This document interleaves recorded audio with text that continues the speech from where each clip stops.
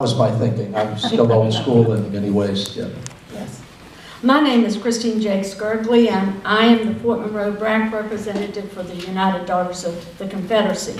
The UDC's objectives are historical, benevolent, educational, memorial, and patriotic. We are a patriotic organization. We began each meeting with the Pledge of Allegiance to the flag of the United States of America. We are dedicated Americans who honor our past and present military members in so many ways.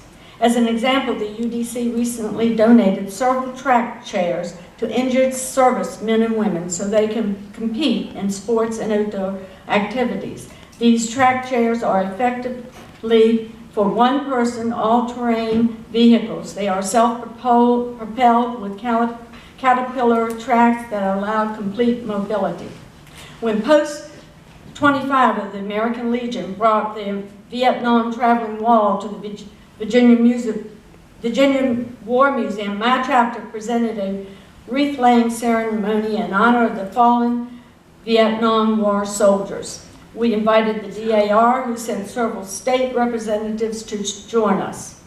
Those of you who were there may have heard the beautiful singing of the national anthem sung by a UDC member.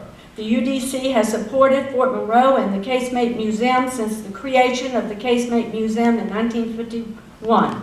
The UDC, both national, state, and local, have continually supported the Casemate Museum through donations both financial and with works of art.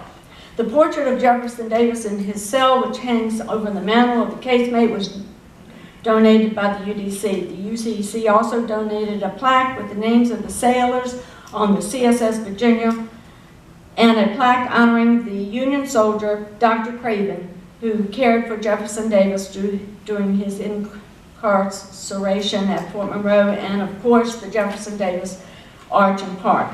The Jefferson Davis Arch and Park were erected as a project of the centennial celebrations of the war between the states.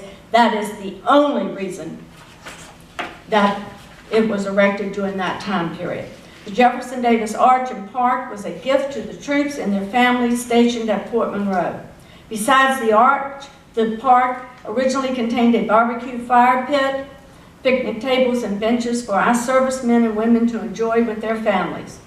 The UDC also gave many items for Jefferson Davis's casemate, which were used at the opening ceremonies of the Casemate Museum, but they did not survive the ensuing years. All these items were given to the U.S. Army and accepted by the Army in good faith. During the process of closing Fort Monroe, the United Daughters of the Confederacy was formally asked by the U.S. Army to participate as a charter and voting member in the BRAC process. Not all participating groups were formally asked. The UDC was invited because we had always given to the Casemate Museum and to the U.S. Army. During the BRAC process, the Jefferson Davis's arch protection was guaranteed by the programmatic agreement as an integral piece of art within the moat. How can you have one nation under God if you're going to destroy history? The governor's letter, Fort Monroe, is more than, to me, more than just this one time. This is just one celebration of which happens at Fort Monroe, 1619 or Jefferson Davis. You removing the arch is another step to divide the nation. I know a lot of people will be upset, and they won't all be people who belong to any Confederate organization. I think it is wrong of you all to even consider, and I am appalled at the letter from the governor, because we have as much right to have our things that we have given in good faith be protected as anybody else does to have put anything at Fort Monroe. Thank you. Well, thank you.